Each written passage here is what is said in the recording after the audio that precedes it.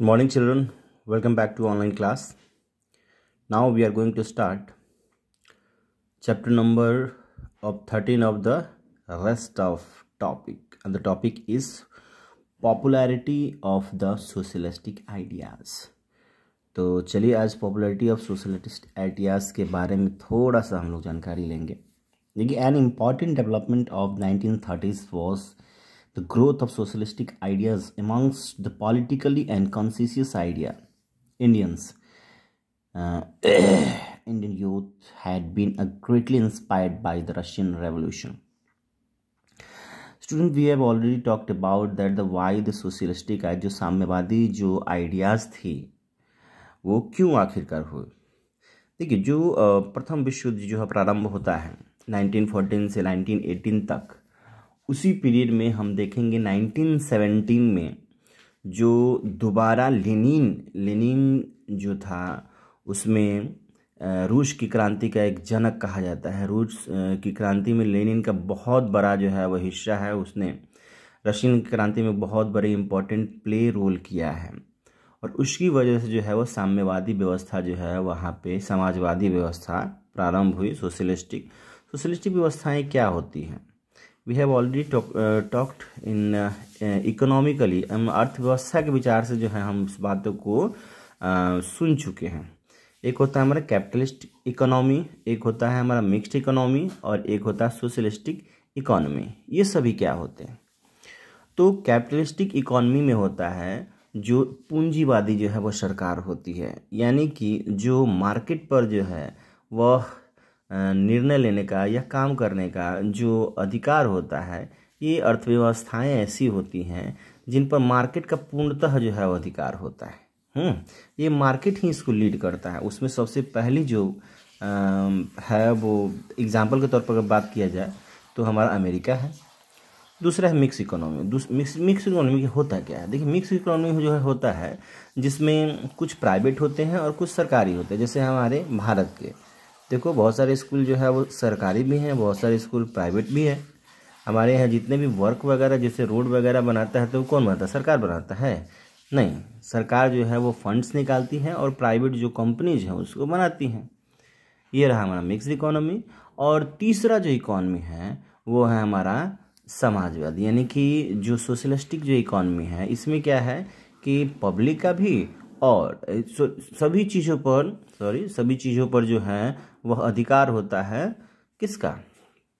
सरकार का अधिकार। गवर्नमेंट ही सभी चीज़ों को क्या करती है? वह निर्णय लेने का काम करती है। तो उसमें से हमारा चाइना हो गया। देखो, चाइना में कैसे जो है वह पार्टी है, कम्युनिस्ट पार्टी है ना, तो उसमें वो क्या होता है? सभी चीज़ें जो हैं वह निर्णय लेने का काम चाइना करती हैं। Now the Jawaharlal Nehru and Subhash Chandra Bose had toured a country denouncing imperialism and the capitalism.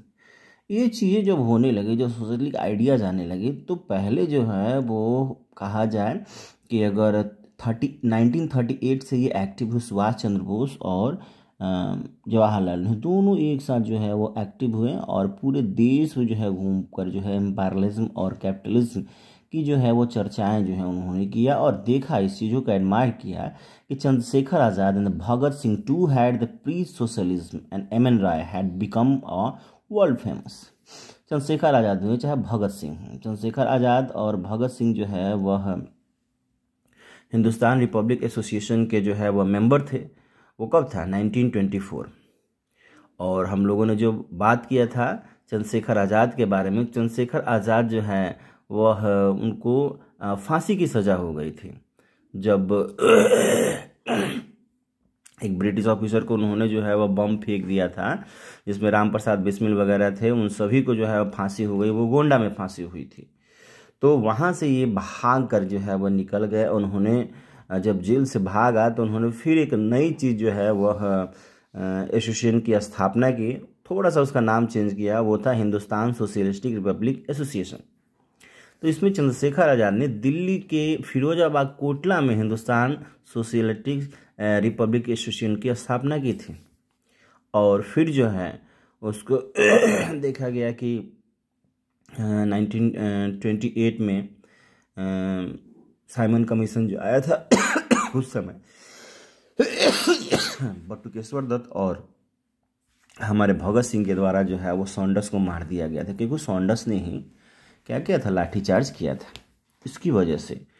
तो ये प्रारंभ होता है। दूसरा है कि between 1936-39 Jawaharlal Nehru and the Subhash Chandra Bose way elected Congress president. ये कांग्रेस के प्रेसिडेंट जो है वह किए गए थे, और क्योंकि बड़े ही ये आक्रामक स्वभाव के थे हमारे Subhash Chandra Bose ji. In earlier Karachi session 1931 revolutionary fundamental rights. तो जैसे हम लोगों ने देखा था कि 1929 में हम लोग पूर्ण स्वराज मतलब इंडिपेंडेंस की जो है मांग किया था, जिसमें हम लोगों ने सबसे पहले जो है वो 1929 में हम लोगों ने निश्चय किया था कि 1930 से जो है वो 26 जनवरी से हम लोग इंडिपेंडेंस डे जो है वो सेलिब्रेट करेंगे। और ये इसकी अध्यक्षता किसने की थी, जवाहरलाल नेहरू ने किया था। At the same way Karachi जो सेशन हुआ उसमें जो है फंडामेंटल राइट्स जो हमारे मूल अधिकार हैं और भारतीय आर्थिक नीतियां हैं उसको जो है रखा गया। And in 1938 national planning committee, उसके लिए नेशनल प्लानिंग कमेटी की जो है वह स्थापना किया गया, और इसके सेटअप जो है वो किए थे। तो सबसे पहले जो है M.N. राय एक व्यक्ति थे, उन्होंने जो है इसकी अध्यक्षता की थी। And 1938 Subhash Chandra Bose has left the candidate as able to win the Congress election for the president. तो फिर से जो 1939 में उनका कांग्रेस छोड़ने का सबसे बड़ा सुभाष चंद्र बोस का जो मेन रीजन था वो दैट वाज ओनली वन, एक ही था। ध्यान से सुनिएगा, 1939 में जो त्रिपुरी कांग्रेस का जो वार्षिक अधिवेशन होने वाला था, सेशन होने वाला था, तो सुभाष चंद्र बोस जो है दूसरी बार अध्यक्ष पद पर जो है उम्मीदवार बने। लेकिन वो ये महात्मा गांधी के जो पसंदीदा उम्मीदवार थे वो भी उसमें खड़े थे, और उनका नाम था सीतारमैया, पट्टाभी सीतारमैया उनका नाम था। और पट्टाभी सीतारमैया को परास्त करके, उनको हरा करके जो है वह दूसरी बार अध्यक्ष बने। यह बात गांधी जी को जो है वो अच्छा नहीं लगा, और गांधी जी ने उनको कहा, सभी को मतलब कांग्रेस स्टेशन में कहा कि पट्टाभी सीतारमैया का हार जो है वह मेरा हार है। इस स्थिति में जो अंततः सुभाष चंद्र बोस ने कहा कि नहीं, अब मैं जो है यहाँ नहीं रह पाऊंगा, और 1939 में कांग्रेस के अध्यक्ष से इस्तीफा देकर वे उनकी जगह डॉक्टर राजेंद्र प्रसाद और कांग्रेस के अधिवेशन के अध्यक्ष जो है वो बनाए गए, और कांग्रेस को पृथक होकर 1939 में सुभाष चंद्र बोस ने फॉरवर्ड ब्लॉक की जो है वह स्थापना कर डाली। Now due to differences opinion with the Gandhi ji, Subhash Chandra Bose has left, क्योंकि उनका जो तरीका था वो क्या था, अलग था, ये कारण था उनको छोड़ने का। Now the second one. अब सेकेंड वन क्या है, सिविल डिसओबीडियंस मूवमेंट 1930 से लेकर के 1934। ये है हमारा सविनय अवज्ञा आंदोलन, जो कि चलाया गया था किसके द्वारा, महात्मा गांधी। तो Gandhi ji launch the civil disobedience movement on 6 April 1930 by marching from Sabarmati Ashram to Dandi to make salt on seashore. हम लोगों ने देखा था कि 5 फरवरी 1922 को जो है वह चौरी चौरा हत्याकांड हुआ था, और उसकी वजह से महात्मा गांधी को जो है वह असहयोग आंदोलन, नॉन कोऑपरेशन मूवमेंट जो है वह बंद करना पड़ा था। इसकी वजह से महात्मा गांधी जो है वह सोच रहे थे फिर से ऐसा कोई मूवमेंट अगर चलाया जाए ताकि बरतानिया हुकूमत यानी ब्रिटिश गवर्नमेंट को जो है फिर सबक सिखाया जाए। उसके लिए एक व्यापक रूप जो है वह बनकर के सामने आया, वह था सविनय अवज्ञा आंदोलन के रूप में। तो गांधी जी ने अपनी 11 सूत्री मांगों को न माने जाने पर इरविन को एक पत्र लिखा है ना, और उन्होंने गांधी जी ने कहा कि मैंने रोटी मांगी थी और बदले में मुझे पत्थर मिला, और इंतजार की घड़ियां अब समाप्त हो गई हैं। क्योंकि गांधी जी से मिलने के लिए इरविन ने सीधा मना कर दिया था, और गांधी ने कहा कि सविनय अवज्ञा आंदोलन के तहत महात्मा गांधी 12 मार्च 1930 को एक ऐतिहासिक सत्याग्रह शुरू की, and that is Gandhi ji Sabarmati आश्रम से लगभग 78 अनुयायियों के साथ लगभग 240 मील या लगभग कह सकते हैं कि 375 किलोमीटर की लंबी यात्रा के बाद 5 अप्रैल 1930 को गुजरात के समुद्र तट पर स्थिति एक दांडी गांव है वहाँ पे जाकर पहुँचे और जिसे दांडी मार्च का जो है वह नाम दे दिया गया। और इसी के साथ उन्होंने 6 अप्रैल 1930 को दांडी में मुट्ठी भर नमक बनाकर नमक कानून को तोड़ा। इस पे सुभाष चंद्र बोस की जो ऐसा नहीं कि सुभाष चंद्र बोस जो है उससे गुस्सा हो गए थे और फॉरवर्ड ब्लॉक बनाने के बाद में गांधी जी से कोई सरोकार ही उनका नहीं रहा। गांधी जी ने जब ये एक कार्य किया नमक कानून तोड़ने का, तो सुभाष चंद्र बोस की जो प्रतिक्रिया थी, उन्होंने कहा कि सुभाष चंद्र बोस ने कि इस अभियान की तुलना नेपोलियन के अल्बा पेरिस की ओर किए जाने वाले मार्च तथा राजनीतिक सत्ता प्राप्ति हेतु मुसोलिनी के रोम मार्च से कर दी, है ना, जो नेपोलियन ने किया था फ्रांस के लिए। और जो इससे पहले हमने बात की थी मुसोलिनी, है ना, मुसोलिनी के बारे में जो हमने बात किया था। और भारतीय लोग द्वारा संपूर्ण देश में नमक कानून तोड़े जाने का परिणाम स्वरूप औपचारिक सरकार द्वारा भारतीय राष्ट्रीय कांग्रेस एवं कांग्रेस समितियों की अवैध घोषित कर दिया गया, क्योंकि उन्होंने भी सिविल डिसोबीडियंस मूवमेंट में बहुत बड़े ही व्यापक पैमाने पर भाग लिया। एंड उसमें बहुत सारे ऐसे लोग भी थे जो अलग अलग जगह से थे, जैसे in the Tamil Nadu the seat raise the marks and similar to the Dandi and march from the tricolour of वंदरयान। देखिए, तमिलनाडु में जो गांधीवादी राजनेता सी राजगोपालाचारी थे, उन्होंने तंजौर में समुद्री तट पर जो है वह त्रिचिनालपाली एक जगह है से वैद्यरान तक नमक यात्रा की और साथ ही नमक कानून तोड़ने के लिए तंजौर तक एक अभियान संगठित किया। मालाबार में वाइकोम सत्याग्रह के नेता जो क्लब थे और कालीकट से पेनोर तक नमक यात्रा किया। आंध्र प्रदेश में भी बड़ा अच्छा उनको सपोर्ट मिला। आंध्र प्रदेश में विभिन्न जिलों से नमक सत्याग्रह के मुख्यालय के रूप में काम करने के उद्देश्य से शिविरम स्थापित किया गया। शिविरम का मतलब होता है सैनिक शिविरों के तर्ज पर। फिर दूसरा है हमारा सविनय आंदोलन का सबसे पहले प्रबल रूप मुंबई में धारण मिला। सबसे साथ ही असम में सिलहट नामक स्थान से बंगाल की ओर नोआखली समुद्र पर तट पर यात्रा कर नमक कानून तोड़ने का प्रयास किया गया। फिर से उत्तर पश्चिमी सीमा में आंदोलनकारियों निपटने में सरकार को अधिक परेशानी का सामना करना पड़ा। तो आंदोलनकारियों को दबाने के लिए गढ़वाल रेजिमेंट की कुछ टुकड़ियां पेशावर भेजी गईं और गढ़वाल रेजिमेंट के सिपाहियों ने निहत्थे आंदोलनकारियों पर गोली चलाने से मना कर दिया, जो कि अब वो भी नहीं चाह रहे थे कि अब जो हमारा जालियांवाला बाग जो कांड हुआ था उसके जैसा हो। फिर बहुत जो है उसमें देखा गया कि उत्तर पूर्वी भाग में कुछ जनजातियों ने बढ़ चढ़ के इसमें हिस्सा लिया था। उसमें एक महिला थी जो 16 वर्षीय युवा नागा महिला थी। नागा एक जनजाति का नाम है। उनको महिला नागा गैंडलियन थी। उन्होंने नागा साथियों के साथ सविनय अवज्ञा आंदोलन का समर्थन किया और कालांतर में नेहरू ने उन्हें 1937 में शिलोंग जेल में गैलियन से मुलाकात की और उन्हें पहाड़ों की बेटी के नाम से जो है वो घोषित कर दिया। तो चलिए और भी हम देखेंगे। उसमें अगर देखा जाए तो टाइम मैगजीन ने 1930 में महात्मा गांधी को मैन ऑफ द ईयर के रूप में जो है वह चुना था। अब वो वक्त आ गया था गांधी का गोलमेज सम्मेलन का। नाउ अब है on the recommendation of Simon commission. जो साइमन कमीशन हमारे यहाँ आया था गवर्नमेंट ऑफ एक्ट 1935।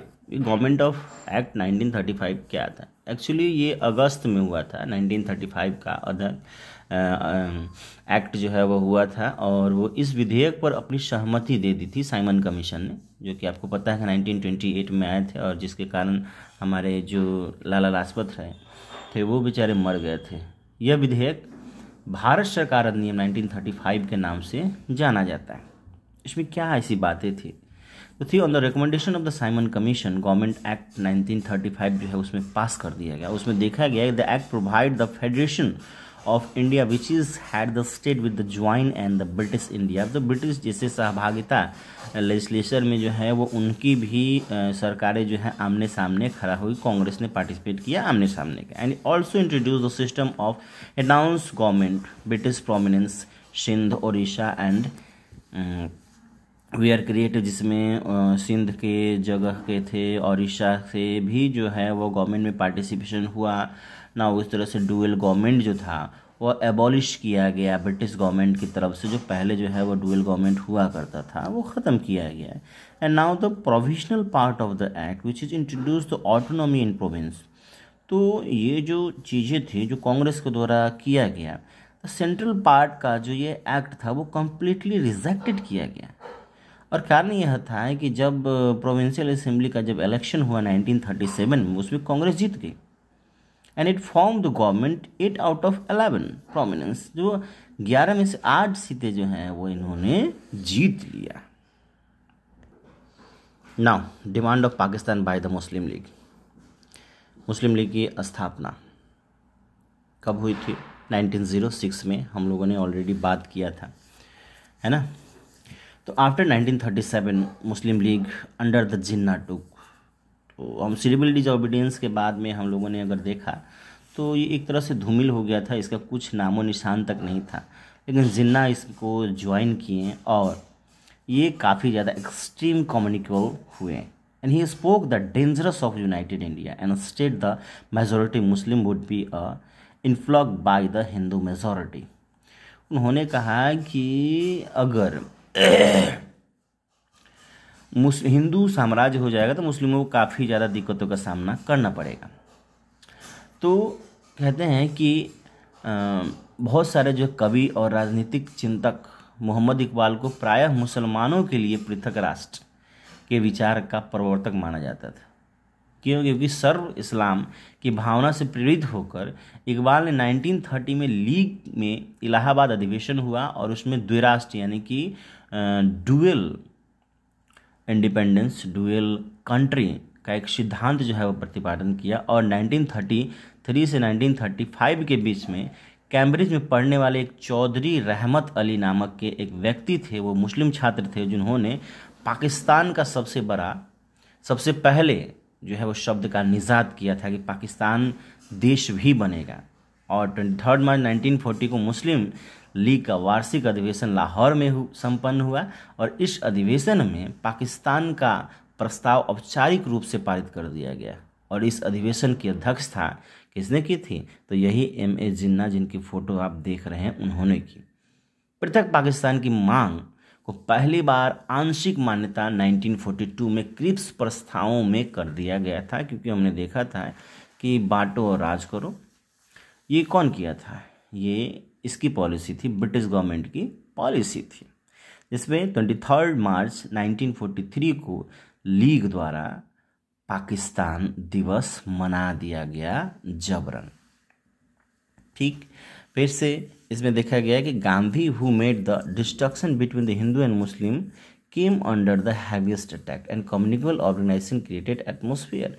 तो गांधी जी ने, जब हमने बात किया था 1930, 1931, 1932 में जो गोलमेज सम्मेलन हुआ, इस दौरान गांधी जी ने यह भी पाया कि ये सभी चीज़ें जो हैं वह हमारे देश के लिए कहीं ना कहीं खतरा है, जिसमें आपने पूना पैक्ट में भी देखा था कि जो अछूतों के या दलितों के जो नेता थे B.R. अम्बेडकर, उनके साथ में एक ट्रीटी साइन हुआ था।